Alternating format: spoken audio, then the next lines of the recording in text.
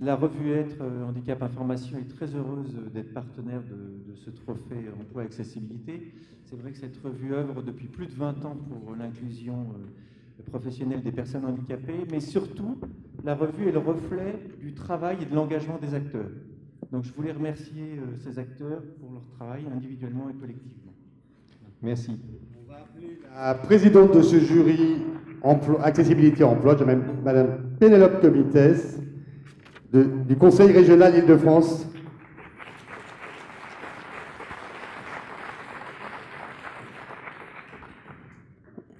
Écoutez, bonsoir, je suis ravie d'être présente parmi vous ce soir pour remettre ce trophée sur l'emploi, qui est un thème qui m'est très, très cher au cœur. Je crois que c'est extrêmement important aujourd'hui que les collectivités, que les entreprises continuent à faire des efforts pour que les personnes en situation de handicap trouvent un emploi est un enjeu essentiel. On connaît le taux de chômage aujourd'hui. 22%. Voilà. Et donc, je pense qu'il y a énormément d'efforts à faire. Et je voudrais simplement dire que c'est un vaste chantier qu'il faut prendre de la manière suivante, à mon avis. Je crois qu'il ne faut pas attendre que les personnes vous envoient des CV ou que les personnes se manifestent, mais il faut bien essayer d'aller chercher les candidats pour avoir une adéquation avec les postes de travail. Et je crois que ça, c'est très important. Il faut vraiment être dans une recherche active en permanence. On va voir que la qualité des dossiers reflète les nommés. votre liste. Alors, les nommés sont un état des lieux de l'accessibilité pour les ERT de la SNCF et ses actions significatives.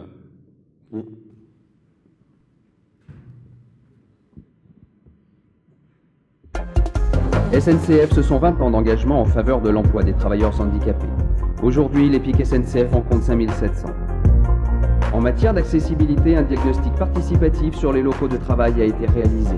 Pour le recrutement, les agences sont accessibles et disposent de matériel adapté.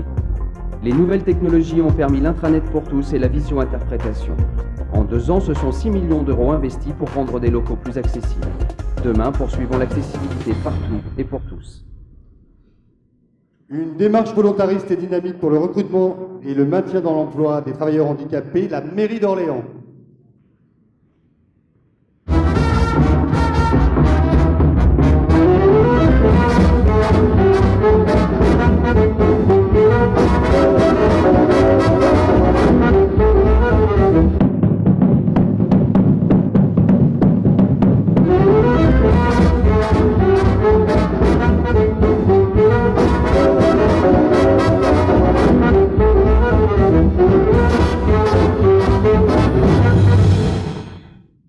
Le salon Andy 2D, Job 2D.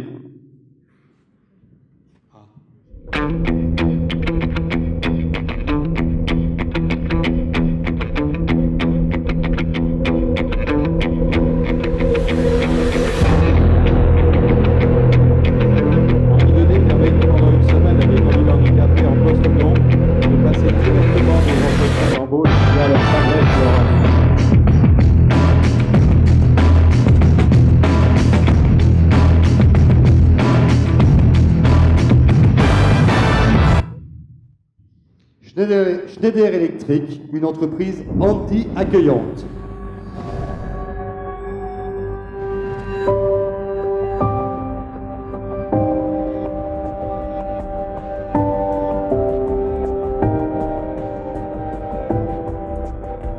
Je suis le sponsor du projet Accessibilité. Mon rôle est de soutenir le projet de manière à ce qu'il s'inscrive dans la durée. Notre ambition est de mener une démarche volontariste, de s'assurer que ce projet aille au-delà de la réglementation. Tous les sites sont concernés. L'égalité des chances en région Rhône-Alpes passe par un progrès citoyen et assumé. Région Rhône-Alpes. Depuis près de 10 ans, la région Rhône-Alpes met l'accent sur l'inclusion des personnes handicapées. Considérant que l'accessibilité et l'emploi relèvent du droit commun de tous nos concitoyens, c'est toute notre politique régionale qui est mobilisée pour l'égalité des chances. Et bien entendu, en tant qu'employeur, la collectivité régionale, avec plus de 6000 agents, accueille de manière volontariste des personnes ayant la reconnaissance de travailleurs handicapés. Offrir l'occasion de travailler et de s'épanouir, d'avoir un véritable projet de société égalitaire, c'est le grand rendez-vous que la région se doit d'honorer.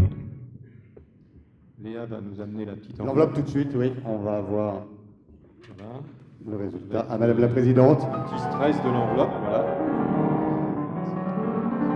Alors, le lauréat de ce soir. C'est la région Rhône-Alpes. Région Rhône-Alpes. Rhône-Alpes, on va leur demander de monter sur scène. Et ils arrivent. pour leur remettre leur trophée, on va annoncer d'ailleurs de Michelin la Caisse des dépôts. Il est nommé le 25 octobre 2012 directeur du Fonds pour l'insertion des personnes handicapées dans la fonction publique. J'ai nommé ce soir Jean-Charles Vattier. Merci d'être parmi nous. Elle est aujourd'hui en charge de la lutte contre les discriminations et la promotion de l'égalité, Marie-Vonne Yaziz.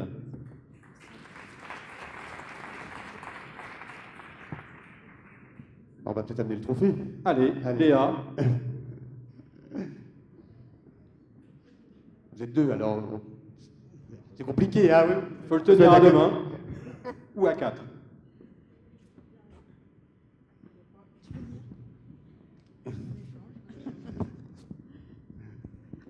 Bien, bonsoir à tous. Je suis particulièrement heureuse d'être parmi vous ce soir parce que je pense que vous avez vu que Dominique Baudis, ce matin, le défenseur des droits, a rappelé l'importance des questions d'accessibilité dans la loi du 11 février 2005 en nous encourageant à ne pas relâcher nos efforts et se préparer toujours plus d'arrache-pied pour l'échéance de 2015.